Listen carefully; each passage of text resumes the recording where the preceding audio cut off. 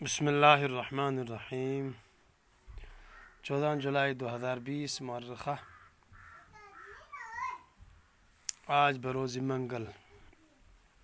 عزیز طلبہ اور طالبات، پنڈت برج نارائن چک بست،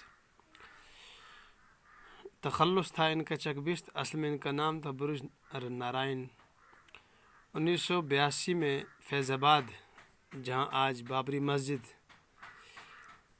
واقع ہے، وہاں یہ پیدا ہوا۔ ابتدائی تعلیم لکھنؤ میں حاصل کی، مقامی گورنمنٹ کالج سے BA کیا، وکالت کر کے لکھنؤ میں وکالت کی۔ بچپن سے شاعری کا شوق تھا۔ 1926 میں انتقال ہو گیا۔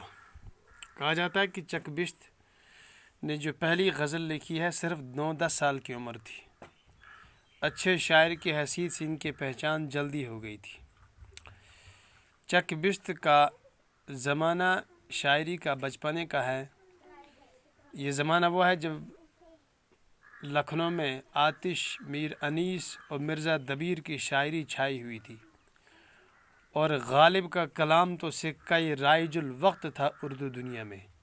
چک بست نے ان تمام شعراء کا اثر قبول کیا۔ ظاہر ہے ان کے زمانے کے تھے تو انیس کے اسلوب شاعری سے زیادہ متاثر ہیں۔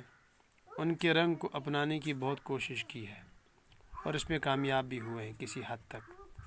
ایک فطری شاعر معلوم ہوتے ہیں۔ ان کا خود کہنا ہے کہ باضابطہ شاعر تو نہیں، دوستوں کی دل بہلانے کو کبھی کبھی شاعر کہہ لیتے ہیں۔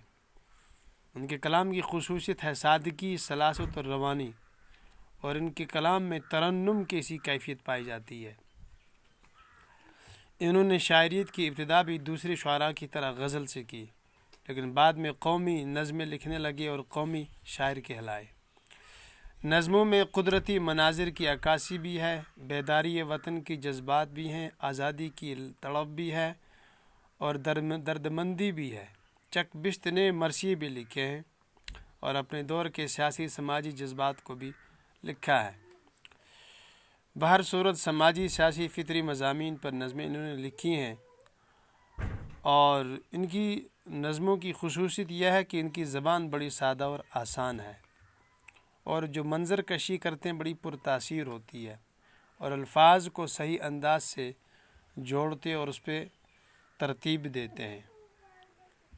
چنانچہ ان کی جو ہمارے سامنے اس وقت مشہور نظم ہے وہ ہے صبح وطن۔ صبح وطن کشمیر کو انہوں نے وطن اس لیے قرار دیا کہ یہ اصل میں کشمیریوں نسل تھے۔ جیسے اقبال یہاں سے باہر چلے گئے تھے سیالکوٹ، اسی طریقے سے ان کے بھی آبا و اجداد کشمیری تھے، لہذا انہوں نے وطن ہمیشہ اپنے آپ کو کشمیر ہی کہا۔ گو کی زندگی کی، خود کی زندگی کی بہاریں بھی باہر دیکھیں اور وہیں پیدا پلے بڑھے۔ کہتے ہیں کہ وہ صبح کو حسار کی پھولوں کا مہکنا، وہ جھاڑیوں کی آڑ میں چڑیوں کا چہکنا، گردوں پہ شفق، کوہ پہ لالے کا دہکنا، مستوں کی طرح ابر کے ٹکڑوں کا بہکنا، ہر پھول کی جنبش سے عیاں ناز پری کا، چلنا ہے دبے پاؤں نسیم سحر کا۔ نسیم سحر کا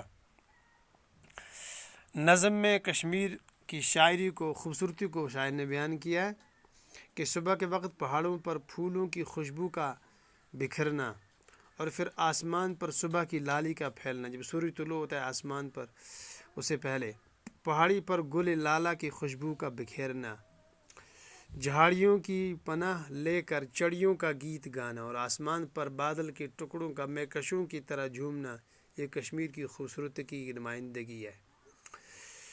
گویا کہ یہ ہر پھول کو جب وہ دھیمی دھیمی ہوا سے ہلتی ہے تو اسے ان کو یوں لگا کہ جیسے کہ پری اپنے ناز و انداز دکھلا رہی ہے۔ پھول کی جنبش سے عیاں ناز پری کا، چلنا ہے دبے پاؤں نسیم سحر کا۔ وہ طائر کوہسار لب چشمہ کوہسار، وہ سرد ہوا اور گرم ابر گوہر بار، اور وہ میوہ خوش رنگ سرسبز چمنزار، ایک آن میں صحت ہو جو برسوں کا ہو بیمار، یہ باغ وطن روکش گلزار جہاں ہے، سرمایہ ناز چمن آرائے جہاں ہے۔ خوبصورتی اس سے زیادہ کیا بیان کر سکتا ہے بندہ۔ کہتا ہے کہ پہاڑ کے چشمے کے کنارے وہ جو پہاڑی پرندے ہیں وہ طائر کوثار لبِ چشمہ کوثار، یعنی کہ پہاڑ کے چشمے کے کنارے، کوثار کہتے ہیں پہاڑ، طائر کوثار، طائر کے معنی پرندہ، کوثار میں نے کہتے ہیں پہاڑ، پہاڑی پرندے، وہ ٹھنڈی ہوا، سرد ہوا اور گرم ابر گہر بار، وہ ٹھنڈی ہوا اور موتی برسانے والے، گہر کے مناتے ہیں موتی، ابر کے معنی بادل، اور کرم کے معنی ہو گئے اچھی، وہ ٹھنڈی ہوا اور موتی برسانے والے بادلوں کی مہربانیاں، کرم کے معنی مہربانیاں، وہ میوہ خوش رنگ، وہ خوبصورت پھل اور سرسبز شاداب باغ، سرسبز چمنزار، ایک آن میں صحت ہو جو برسوں کا بیمار، یہ سب چیزیں ایسی ہیں کہ مدتوں کا سالہ کا بیمار یہ سب اگر کھائے اور یہ ہوا پیے اور ان پہاڑوں پر جائے تھوڑا سا گھومے، چشمے سے پانی پیے اور بلبل کا اور طائر کوثار کا نغمہ سنے، صحت یاب ہو جائے۔ یہ تمام نعمتیں کشمیر کے حصے میں آئی ہیں۔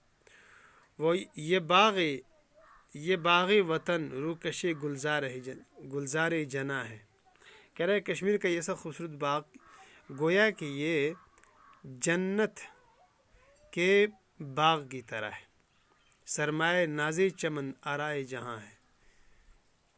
کیا مطلب؟ خدا بھی آرائے جہاں ہو گیا، دنیا کو سجانے والا، خدا بھی اس چمن کو بنا کر اس پر فخر کرتا ہوگا، فخر کرتا ہے۔ اور کیا کہا؟ نمبر 3 بند، چھوٹے ہوئے اس باغ کو گزرا ہے زمانہ، تازہ ہے مگر اس کی محبت کا فسانہ، عالم نے شرف جن کی بزرگی کا ہے معنی، اٹھتے ہیں اسی خاک سے وہ عالم و دانا، عالم نے عالم، تن جن کا ہے پیوند اب اس پاک زمین کا، رگ رگ میں ہماری ہے رواں خون انہی کا۔ کیا کہتے ہیں کہ مجھے اس باغ سے جدا ہوئے ایک مدت گزر گئی، لیکن اس کی محبت جو دل میں ہے، اس کا فسانہ اب بھی تازہ ہے۔ اسی زمین کی مٹی سے عالم اور دانا لوگ پیدا ہوئے ہیں، جن کی بڑائی کا لوہا دنیا مانتی ہے۔ ان بزرگ لوگوں کا جسم اس پاک زمین کا حصہ بن چکا ہے، ظاہر ہے مر کے یہیں پر خاک ہو گئے، پیبند ہو گئے، یہیں پر دفن، جن کا خون ہماری رگ رگ میں دوڑتا ہے۔ یہ چک بست کی شخصیت، ان کی خوبی، شاعری کی خصوصیات اور ان کی نظم کی مختصر تشریح ہے۔ عزیز طلبہ، اسے اپنے کاپی پر قلم بند کیجئے، نوٹ کیجئے، کل انشاءاللہ ان کے سوال و جوابات اس سبق سے متعلق ہوں گے۔ خدا حافظ۔